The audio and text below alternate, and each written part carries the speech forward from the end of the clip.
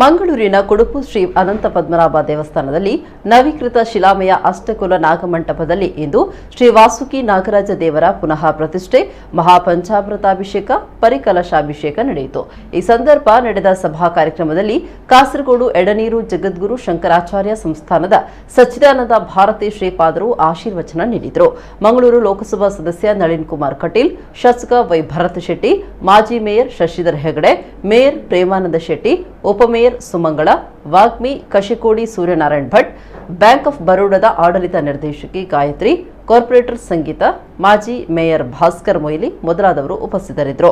ಆನುವಂಶಿಕ ಮುಕ್ತೇಸರ ಮನೋಹರ್ ಕುಡುಪು, ಆಡಳಿತ ಮುಕ್ತೇಸರ ಕೆ ನರಸಿಂಹ ತಂತ್ರಿ, ಆನುವಂಶಿಕ ಮುಕ್ತೇಸರ ಕೆ ಬಾಲಕೃಷ್ಣ ಕಾರಂತ ಸೇರಿದಂತೆ ಹಲವು ಮಂದಿ ಗಣ್ಯರು ಉಪಸ್ಥಿತರಿದ್ದರು.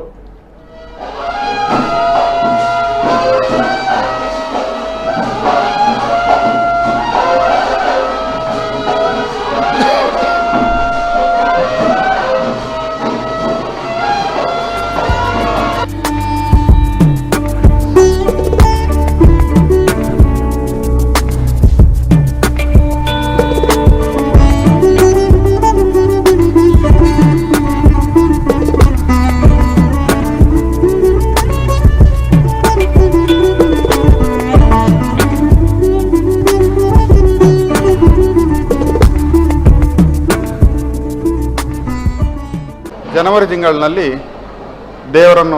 ನಾಗದೇವರನ್ನು ಸಂಕೋಚ ಮಾಡಿ ಭದ್ರಾ ಸರಸ್ವತಿ ತೀರ್ಥದ ಬಳಿಯಲ್ಲಿ ಬಾಲಾಲಯವನ್ನು ಕಲ್ಪಿಸಿ ಅಲ್ಲಿ ನಾಗದೇವರನ್ನು ಪ್ರತಿಷ್ಠಾಪನೆ ಮಾಡಲಾಯಿತು. ಕಿಂಚಿತ್ ಪೂಜಾರಾಧನೆಗಳು ನಡೆಯುತ್ತಾ ಇತ್ತು.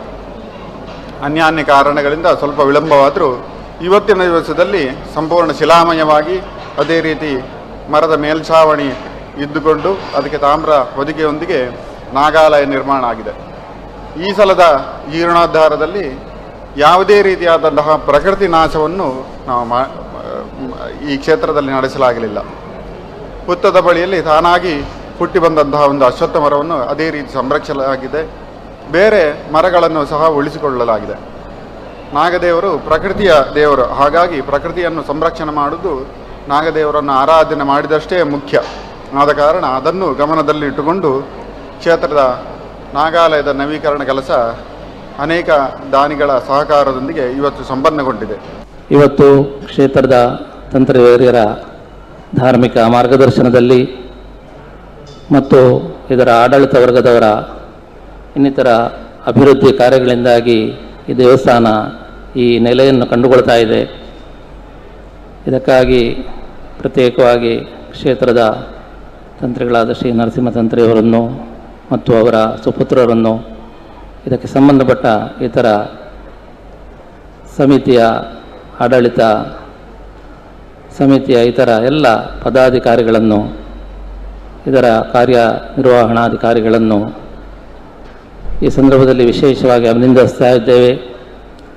ಇಂದಿನ ದಿನಗಳಲ್ಲಿ ಈ ದೇವಸ್ಥಾನ ಇನ್ನಷ್ಟು ಹೆಚ್ಚಿನ ಅಭಿವೃದ್ಧಿಯನ್ನು ಕಾಣಲಿ ಅಂತ ನಮ್ಮ ಆರಾಧ್ಯ ಮೂರ್ತಿಗಳಾದ ಶ್ರೀ ದಕ್ಷಿಣಾಮೂರ್ತಿ ಗೋಪಾಲಕೃಷ್ಣ ಸ್ವಾಮಿಯಲ್ಲಿ ವಿಶೇಷವಾಗಿ ಪ್ರಾರ್ಥಿಸ್ತಾ ಇದ್ದೇವೆ.